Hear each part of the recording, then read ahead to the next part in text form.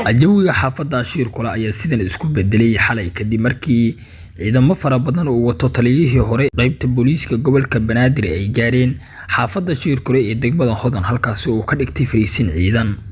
waxaana xaafadaha qaar magaalada laga dareemay dhaqdhaqaaqyo ciidan oo ay wadaan ciidamo iska soo horjeeda kana wada tirsan dawladda isla markaasna aragti ahaan iskhilaafsan rasaas goos ayaa laga maqlayay in daqiiqada ah xaafadda Shirkule oo dhaxaysa ciidamada Saadiq iyo booliiskii ku sugnaa halkaasi qoriga loo yaqaano semanka ayaa lagu riday gaadiid dagaal oo ay leeyihiin ciidamada dawladda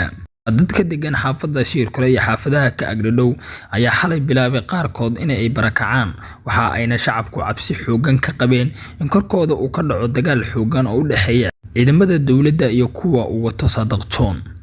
Saadiq Cumar Xasan iyo ciidamadiisa ayaa maalmihii la soo dhaafay ku sugnaa agagaarka garoonka diyaaradaha Aadan Cadde waxa ayna xalay xoog uga soo gudbeen bar control oo laga galo garoonka isla markaasna ay joogeen ciidamo ka tirsan dawladda waxaana uu arkayay in ay dawladdu weerar ku tahay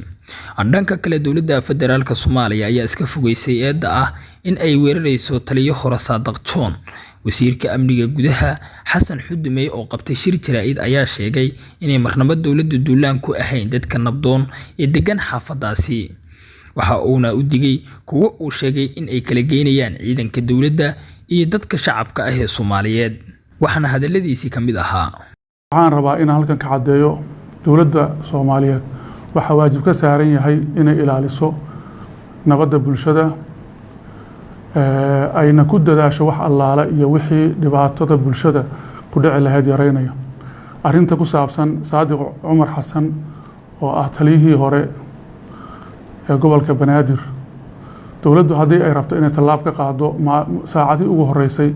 ayay tallaab ka qaadi kartay laakiin lama qorsheyn arintiisa in wax tallaab laga qaado hadda oo ay ka soo wareegeen maalmo fara badan wax dana oo ku jira dawladdu uma aragto in haba yaraatee meesha hadda uu degan yahay oo xaafado bulsho nabdoon ay degan yihiin in la weeraro wax dan oo ku jira ma jiraan xaafadaha nabdoon oo bulshadu ay degan tahay oo aan runtii u badan bulsho caruur iyo haween iyo dad shacab ah weerarkeeda wax dan ah oo dawladda ugu jira ma jiraan mana u qorsheysna marka dawladdu waxa ay ku baaqaysaa in aan arrimahaas dadka buunbooninaya oo ka dhigaya in oo weerar lagu soo yahay in arrimahaas ay faraha kala baxaan oo ay ogaadaan in ay arintaasi ay tahay arin haba yaraatee dawladda Soomaaliyeed aan u qorsheysnayn ma habboona in dhufays laga dhigto xaafado nabdoon oo nabad ah oo lagu dul abaabulo dagaal iyo bulsho iyo dagaal iyo rabsho aan loo baahnayn waxa kale oo ayaduna muhiim ah in bulshada Soomaaliyeed gaar ahaan gobolka Banaadir inaan baaq u dirno baaqaas oo ah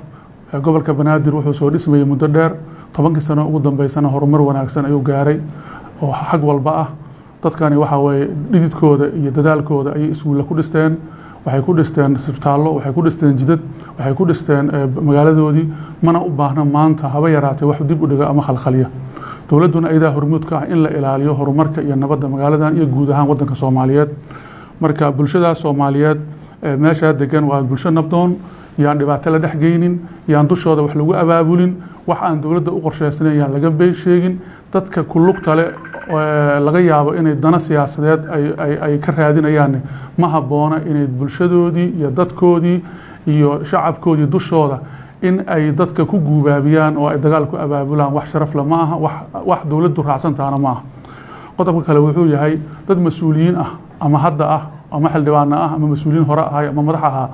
ayaa waxaad moodaa inay kala furfurka ciidanka iyo ciidanka qaranka Soomaaliyeed ay ka shaqeynayaan oo ay abaabulaan maleeshiyaad oo ay ka furfurayaan ciidankii qaranka Soomaaliyeed waxaan taasina cid ay dan u tahay male horaa loogu soo hingoobay horaa loogu soo gubtay ciidanka qaranka Soomaaliyeed ummadda Soomaaliyeed ka dhaxeeya siyaasadana waa laga heshiin doonaa siyaasadda waa laga heshiin doonaa isjiidka siyaasaddu waa dhimaan doonaa kala furfurka ciidanka qaranka Soomaaliyeed oo dhibaato badan loo soo maray iyo dhiig badan loo soo maray kala furfurkiisa waxaan leenahay laga waantoobo ciidan ayaysan ku dhiiranin ayaguna ciidanka qarankuna diyaar uma aha in maanta la kala furfuro waxay u taagan yihiin inay nabadeeyaan dadkooda iyo dalkooda. si kastaba goobihii xalay cabsida iyo shaqaaqada colaadu ay ka jirtay ayaa saakay ah kuwa nabdoon, dadkuna waxay u shaqaysanayaan sidoodii caadiga ahayd. Nasteex Cabdisalaam Bare, Sooyaal TV, Muqdisho.